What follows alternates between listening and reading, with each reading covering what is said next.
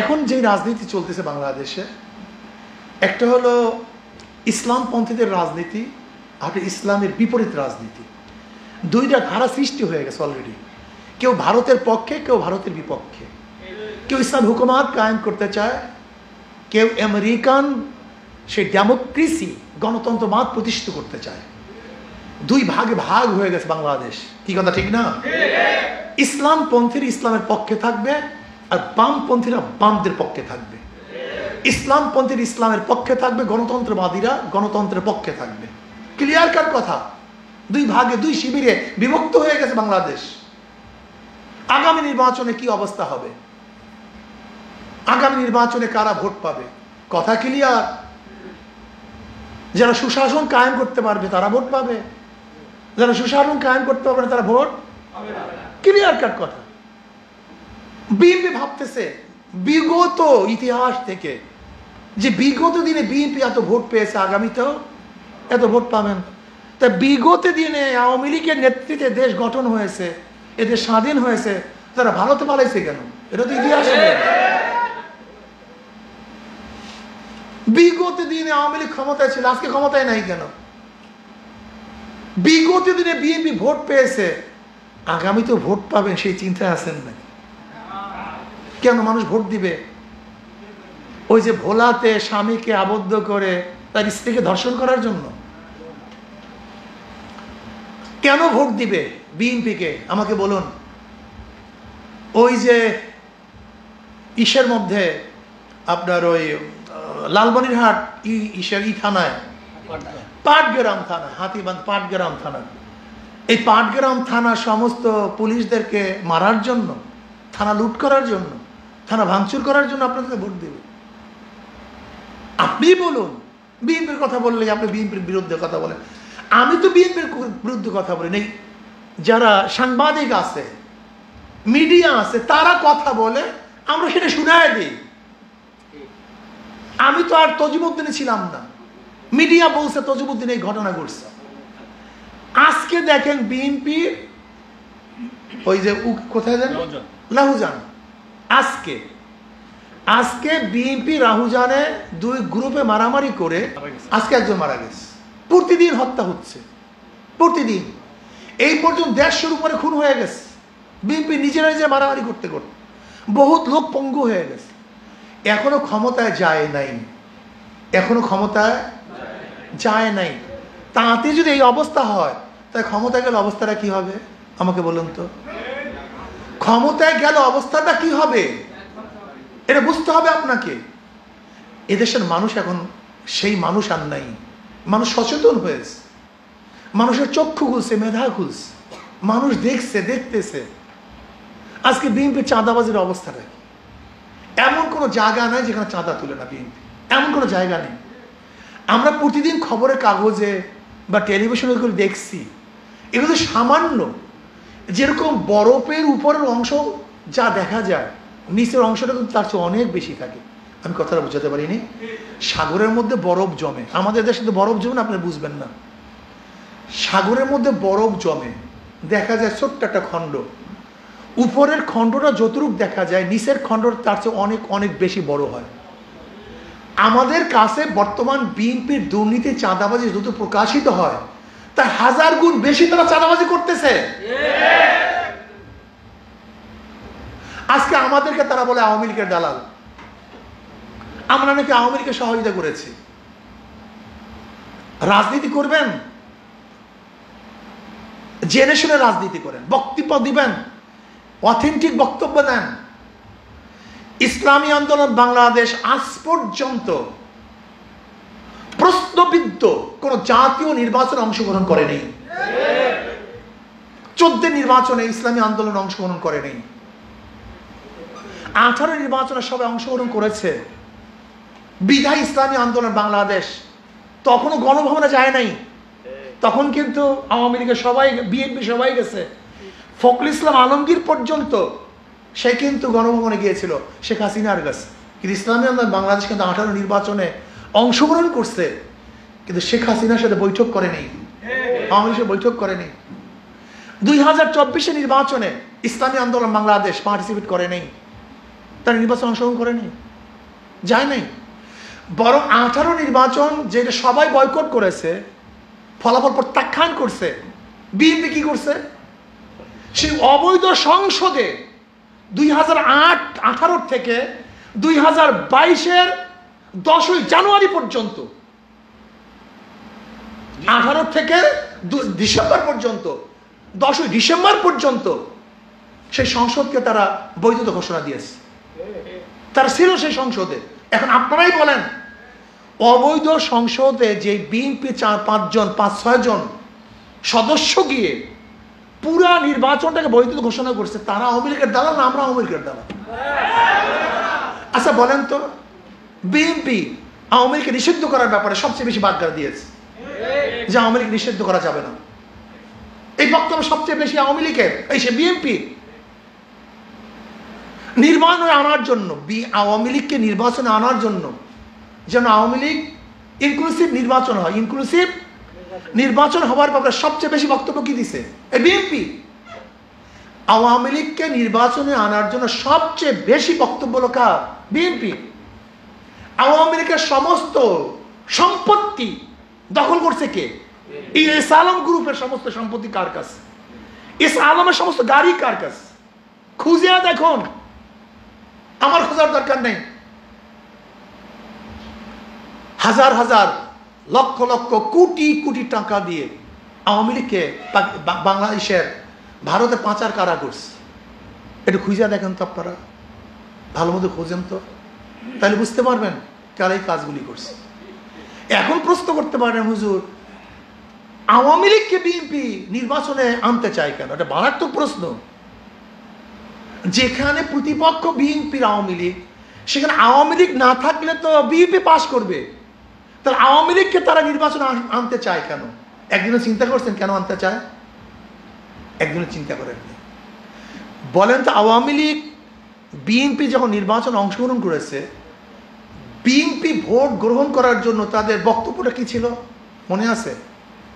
আওয়ামী লীগ ঠেকাও, টুপি থাকবে না, দাড়ি থাকবে না, মসজিদ থাকবে না, মাদ্রাসা থাকবে না, ভারত হয়ে যাবে।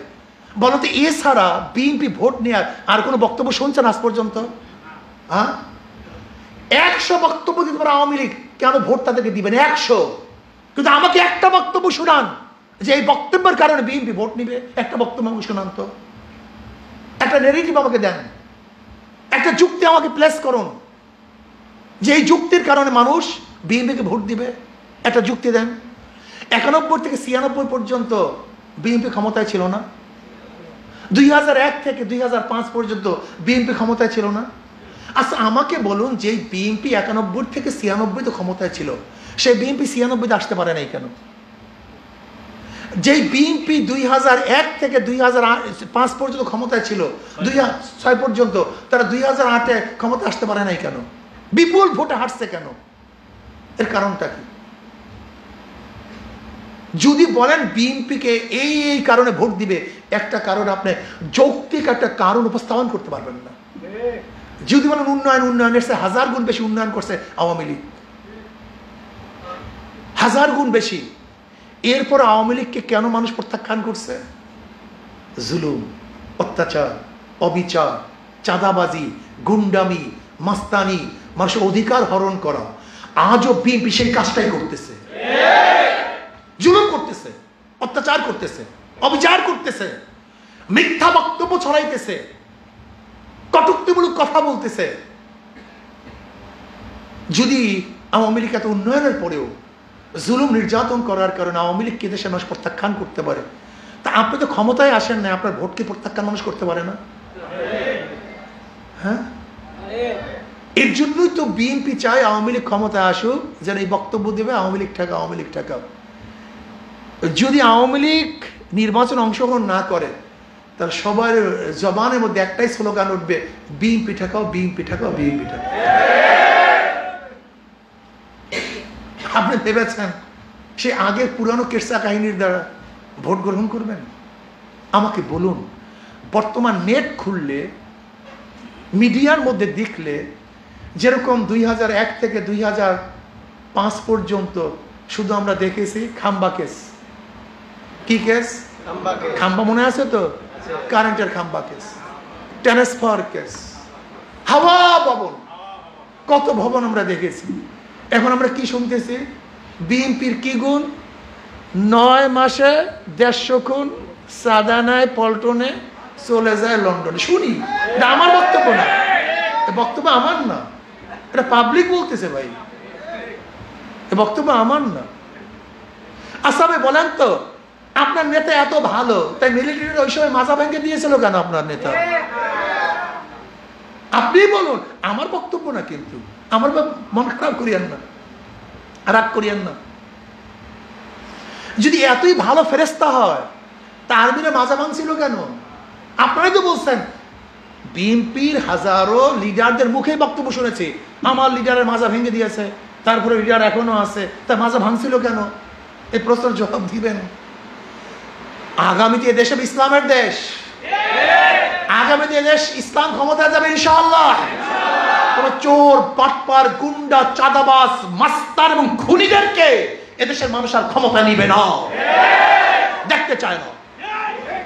আগামী দেশ হবে ইসলামের দেশ, জুলুম নির্যাতন মুক্ত এক দেশ হবে, যেখানে জুলুম থাকবে না, অত্যাচার থাকবে না, অবিচার থাকবে না, যেখানে খুন থাকবে না, খারাপি থাকবে না, লুট থাকবে না, ব্যবসায়ীরা ব্যবসা করবে, চাঁদা দিতে হবে না, ড্রাইভাররা গাড়ি চালাবে, রাস্তায় থামিয়ে কেউ চাঁদা গ্রহণ করবে না, শিক্ষার্থীরা প্রতিষ্ঠানে যাবে, খুন হবে না, গুম হবে না।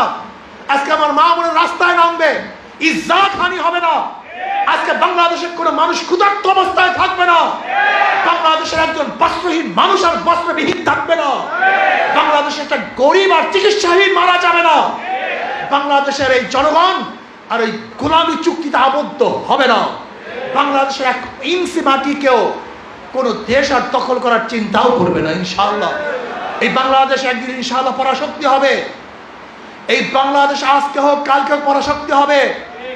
আমরা নিজেরা না খেয়ে ইনশাআল্লাহ মিসাইল তৈরি করবে ইনশাআল্লাহ। আমরা না খেয়ে খেয়ে বাংলাদেশে হাজারো দেশ থেকে আমরা বিমান কিনবো, আমরা ট্যাঙ্ক কিনবো, নৌবাহিনীর মধ্যে আমরা বিভিন্ন ধরনের আমাদের সরঞ্জামাদি কিনে আমরা শক্তিশালী হব। অর্থাৎ বাংলাদেশের মানুষ কারোর কাছে মাথা নত করবে না ইনশাআল্লাহ। ওরা কি চায়? আমাদের গোলাম বানাতে চায়, গোলাম বানাতে চায়। আমরা গোলাম, তোমরা গোলাম হও, আমরা স্বাধীন, আমরা আর গোলাম হতে চাই না। এই জন্য আমার খুবই ক্ষিপ্ত। বাংলাদেশে হাজারো মানুষ আছে, হাজারো গরিব আছে। আপনি বিশ্বাস করেন, যদি বাংলাদেশ সরকার ডিক্লেয়ার দেয় আমরা আমাদের সামরিক শক্তিকে শক্তিশালী করতে চাই, এদেশে হাজারো গরিব, রিক্সাওয়ালা, ঠেলাওয়ালা, কুলি মজদুররা না খেয়ে সরকারি ফান্ডে টাকা দিবে। তারা শক্তিশালী হতে চায়, গোলামি করতে চায়। আসুন না, ইসলামী আন্দোলন বাংলাদেশ আজকে বাংলাদেশের বুকে এমন এক স্লোগান ছেড়ে দিয়েছে, ইসলামের পক্ষে একটা বাক্স চাই,